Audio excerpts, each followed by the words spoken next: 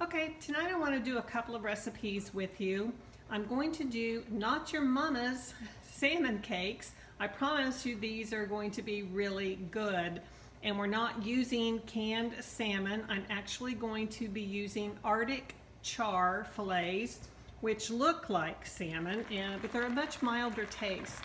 And I'm going to be poaching them in a chicken broth. You can see I filled the skillet about halfway up the side of the salmon with the chicken broth, and I've seasoned them with the everyday blend and with some salt. I put the lid on it and we're going to let these poach. It's not going to take that long to poach them, then we'll let it cool and then I'll show you how to put them together. But in the meantime, I want to show you how I do my Brussels sprouts. And again, these are not your mom's or your grandmother's Brussels sprouts. And if you're like me and you thought, oh, I don't like salmon cakes, I don't like Brussels sprouts, just give this one a try. And I think you'll be surprised. Okay, so while our salmon is poaching, I'm going to finish prepping the Brussels sprouts. And I also had cooked some bacon up because I want to use the bacon grease in the end to kind of caramelize the Brussels sprouts after we take them out of the oven from roasting them. And I've just got to show you this bacon. I'm really picky about bacon. This one really was not, if you can see down in there, this one was not real fat. There's a lot of meat on this, which is what I typically look for. This one is a Wilshire organic dry rubbed uncured pork bacon. So kind of have to look them over, but you see through on the back. I try to find the packages where the bacon is more meaty than it is fatty. So that's what I'm using tonight, and I've already got it cooking on the stove. I've been cutting up the Brussels sprouts. Just going to finish with a few of them, just kind of show you how I do that. I don't take the stems off. I actually used to, and it caused a lot of the leaves to fall off, but I learned from Ina Garten from the Food Network that if you leave the little ends on there and they won't hurt you, that then the leaves don't necessarily all fall off. I'm cutting these in, some of them are pretty small already and you don't have to cut too much, but these bigger ones, I'm just kind of cutting them in quarters so you don't have really big pieces and they're going to cook down and roast a lot faster. I have my oven, excuse me, my oven preheating at 450 degrees. Again, they're going to roast faster at the higher temperatures. You can do it slower if you want. You can do it at 350, but it's going to take a little bit longer to do. All right, so I'm going to slide that out of the way and slide this over. So you can kind of see I've got the Brussels sprouts all cut up and on my sheet cake pan lined in foil. I'm actually going to now drizzle them with olive oil. Just kind of go around a couple of times, and then I'm going to take my hand, as you can see here, pull my pan over. I'm just going to take my hand and I'm going to mix them all around because I want to get them really nicely coated with the olive oil. And I don't have my cameraman tonight, so I'm trying to do this all by myself. So it's probably not going to be as good of a video as normal, but we'll get through it. Okay, so coated those all. Wipe my hand off a little bit. Now I want to, again, sprinkle the everyday blend. I'm about out. I'm going to have to open another jar of it, and I also need to get my garden blend out because I'm out of it, so I need to get another one of those opened and ready to go. I use this, Bruce and I use this for everything. It's just become our go-to seasoning. And I've told you some of the ingredients. It has the cocoa nibs, it has different peppercorns, pink peppercorns, black peppercorns. It has some salt in it. Not a lot of salt, so I'll usually add a little bit extra salt. I don't like to over salt things because you can always add the salt at the end if you need a little bit more. And I usually, with my Brussels sprouts, I like to use some sage. I would use fresh sage, but I didn't make it up to my little garden plot today to get any. So we're just going to use some of the kind of the ground sage. If I can get the lid off here. I probably should just leave those lids off, but I'll pour some into my palm. So you can see here, that's probably going to be about 1.5 tablespoons. And I'm going to put that over it. Sage just goes really nice with Brussels sprouts. Again, one more time, I'm going to kind of spread it around here. Get everything as coated as I can. I'm going to take some fresh thyme that I went out and got off of my little thyme plant out on the patio.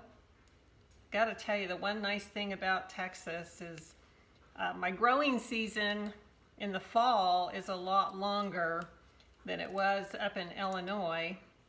Obviously, my summer season, though, ends pretty quick, and you have to wait until fall rolls around again. But just throwing some of the fresh thyme on here. Then I've cut up a lemon.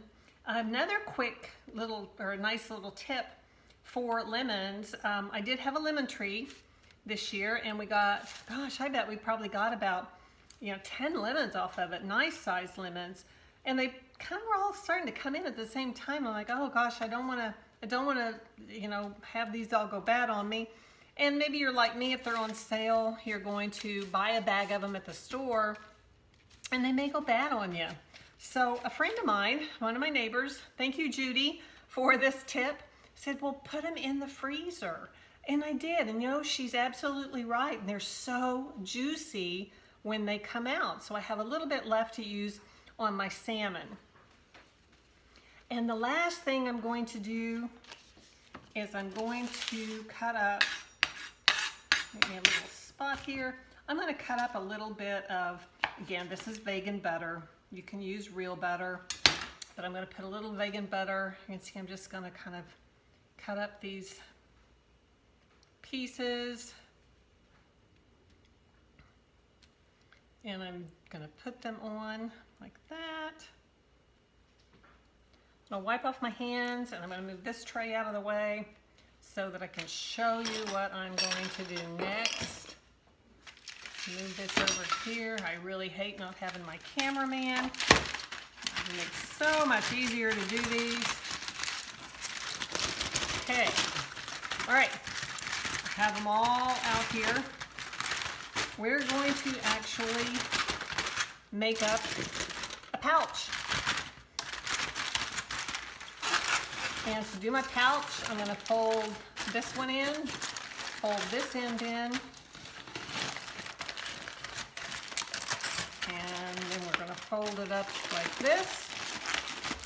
And then we're going to take another piece of foil, and we're going to wrap around that. Bear with me here. I wasn't totally prepared tonight.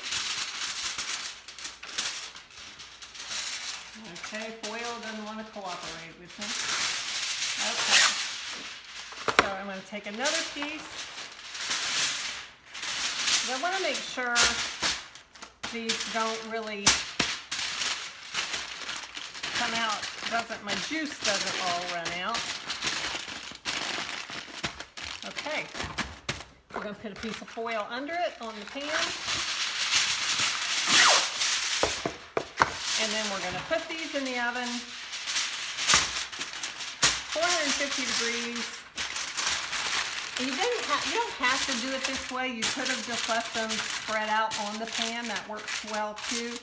But there's just something about putting them in a pouch. Okay, I'm going to put them in the oven, 450 degrees, and we're going to leave them about 20 minutes. And you should be able to start smelling them. And I'll take them out and we'll check them at that time. So let me put these in the oven, and then I'll be back with you and we'll work on our salmon cakes. All right, well, my salmon is done. I've flaked it all up. When you poach it like this, the skin will come off very, very easily, which you want to take the skin off because to me the skin makes it a little bit more fishy. But got it all off here. I took about 3 packages of, I use these Char's gluten-free table crackers. They come in packages like this. I absolutely love these. You can use any kind of cracker. You can use Ritz, saltines, whatever you want to use. I just happen to use these. And I used about 3 of these packages, just put them in a Ziploc bag, crushed them up. I added a little more of the everyday blend and just a tad, maybe one little, you know, about like this of salt to it. Now I'm going to add the salmon into the cracker crumbs and we're going to stir it up. Then we're going to add a couple of eggs. And I also want to give mention to this recipe, actually from my friend Diane. Thank you, Diane, for making these for me. Absolutely love them, and we make them all the time now. I think the only thing I probably do differently than what Diane did is I do use the pod and bean everyday blend, and I poach my salmon or Arctic char, whichever you want to use. All right, so we have that pretty mixed up. I'm going to go ahead and take the little bit of my lemon that's left, get the seed, and I'm just going to squeeze the lemon juice in here. It's not a lot of lemon juice, just a little bit. Get that all in there. And then I'm going to crack my eggs over here in the bowl that I took my salmon out of. Isn't that a cute little blue egg? I get my eggs from a local man, and I just love them. They're so fresh, and it's always fun. We never know what size, what color we're gonna get. I'm gonna just kind of, the egg is going to act as your binder, and you probably couldn't tell, but the salmon, when you poach it like that, is just really, really moist. It's really, I know the canned salmon is really, really easy. I just particularly like to do my own. I just think it really tastes better when you just poach it, and it doesn't take long at all to do. Just, you know, a matter of, 10 minutes, and it'll be completely done. And there's no real mess, and you're not going to get a real fishy smell in your kitchen, so you don't have to worry about that. All right, so I'm going to mix this all together. Then I'm actually going to put these in the fridge and let it really kind of cool off, and it just kind of helps bind it all together. And I'll see if I happen to need to add any more breadcrumbs, but I think I'm going to be just fine. And we'll put this in the fridge for maybe, 5-10 minutes. And then I'll pull it out and I will make up my patties, and I'll show you how I cook them up.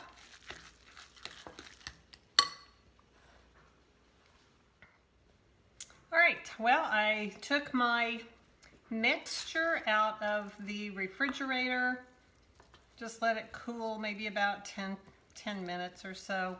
I've made up the patties. It's going to just make one more just to kind of show you. You can make whatever size you want. Obviously, I'm only going to get 8 out of this one, just kind of medium size patties, because I just used really 3 fairly small Arctic char fillets, but this is plenty. Sometimes I make more, sometimes I make less. It depends on if you want to use 5 or 6 of the fillets, you're going to get a lot more if you're feeding a larger group. If you want to use a canned salmon, use a couple of cans if you're making it up for 5 or 6 people. But just for 2 of you, 1 can or just 3 or 4 of the small salmon or Arctic char fillets is going to be plenty. So we're going to take these over. I have some olive oil and vegan butter or regular butter, whichever you want to use, heating, and we're going to fry these up. Did I tell you how much I miss my cameraman tonight? This is very difficult to do on your own. We may have to redo this one later on, but hopefully this one will turn out okay. I still have the Brussels sprouts in the oven. I took them out and I looked at them after about 15 minutes, and they weren't as soft as I wanted them to be, so I opened up the foil packet and I put them back in the oven at 450, and I'm putting them back in for another 20 minutes.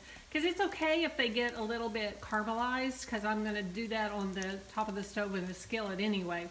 So as you can see, I've got my salmon patties, or my Arctic char patties, in just kind of browning them up. Since the char is already cooked, all you're really doing is you're going to brown them, and you're just going to heat them through. Don't want to crowd your pan, because then they tend to just more steam than they do fry up or brown up. So we're really just kind of sauteing them here. But we're going to let these go just for a few more minutes, and then it's been about 8 minutes or so. I'm sorry, about 8 seconds, 10 seconds. So we're going to let them go a little bit longer, then we'll turn them over. All right, well, they cooked for a few more minutes on the one side, and I went ahead and turned them over and pulled a couple of them out already. So you can see they're nice and golden, and I think most of them are actually probably ready to come out. Yep, they are. So they're going to have a nice crust on them. So we'll get these out of here, and then we'll plate it up. All right, well, they're all done. I put them on back on the, as I took them out, I put them on the tray on some paper towel so that they would drain a little bit. And I made some tartar sauce. You can always buy tartar sauce. I didn't have any, so I just decided to go ahead and make some up. A couple of spoonfuls of mayo. Just a tiny little bit of mustard. I added dill relish, and I added horseradish, and as much dill, a couple of tablespoons of mayonnaise, several tablespoons of the dill, because I like it with a little bit more dill relish in it, and I like it with horseradish, so I added in some horseradish. So there you have it, garnished it with a little fresh dill, and this one is ready to eat. So I'm going to get the Brussels sprouts out of the oven, and we'll finish up. Okay, I want you to get a look at these Brussels sprouts. These are absolutely perfect, and you can see we've got some caramelization already starting on them. So these are absolutely perfect. So it was another, I opened the foil up, as you can see, and it was another 20 minutes. You could do another 10, 15 and be fine. And let them, I did them for 20 to get them extra caramelized. So what I'm going to do now, I have my pan that I had my bacon. You can see my bacon grease in the bottom, and I added about a cup, 3/4 of a cup of chicken broth, and I'm heating that up, and then I'm going to put the Brussels sprouts in that pan and cook them a little more. Okay, well, you can see that I've heated this up, and this is really more, part of it is to deglaze the pan, because as you can see, where my bacon had kind of left some of those nice little good bits onto the pan. By deglazing it with the chicken broth, it pulls all of those pieces up. So what I'm going to do now is I'm going to actually just dump the lemons and all into the skillet. You'll be amazed. I want to make sure I get all these lemons. You'll be amazed how wonderful caramelized lemon actually is, and just really adds a nice flavor to this. One more there. Okay.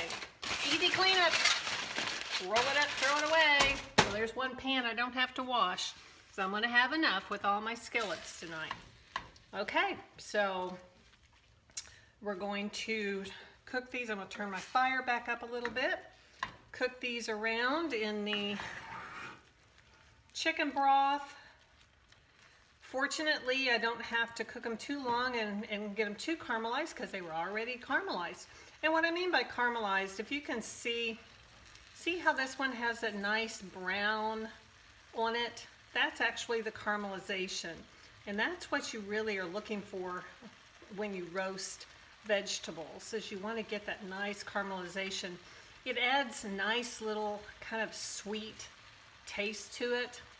You can see on this piece Nice caramelization on it. So got this cooking. We're really just kind of cooking down that chicken broth. I'm going to taste one to see if we need to add any additional seasonings to it. I may add a little bit more of the everyday blend. So let's just get a little one out here and kind of cool it off while those are cooking down. And we'll see if we need any additional seasoning.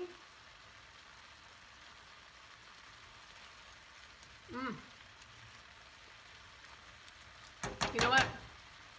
Actually, it is perfect. I might use just a little bit more salt.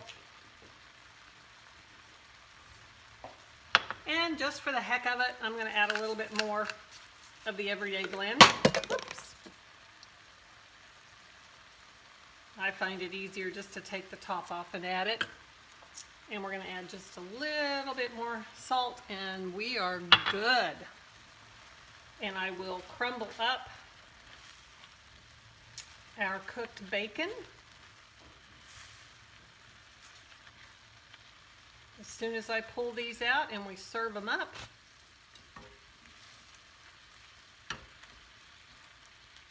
Okay, while that finishes cooking up, I'm going to grab my serving bowl.